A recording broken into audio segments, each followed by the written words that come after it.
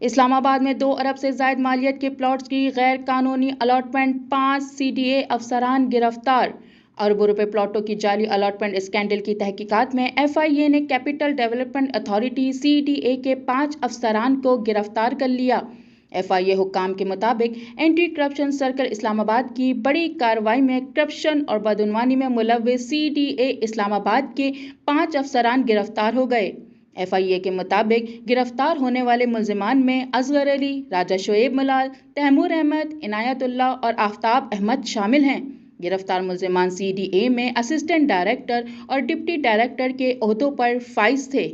ملزمان کی گرفتاری اسپیشل جج سینٹرل 11 اسلام آباد سے ضمانت قبل از گرفتاری منسوخ ہونے پر عمل میں لائی گئی۔ ابتدائی تفتیش کے مطابق ملزمان نے جعلی ارزاں کی متاثرین ظاہر کر کے اسلام آباد کے سیکٹرز E11، I14 اور D13 میں غیر قانونی طور پر 43 پلاٹس الاٹ کیے۔ غیر قانونی الاٹمنٹ سے قومی خزانے کو تقریباً 1 ارب کا نقصان پہنچا۔ ملزمان جعلی فائلوں کی بنیاد پر پلاٹس الاٹ کر کے اختیارات کا ناجائز استعمال کرنے میں ملوث پائے گئے۔ ملزمان کو گرفتار کر کے تفتیش کا آغاز کر دیا گیا ہے۔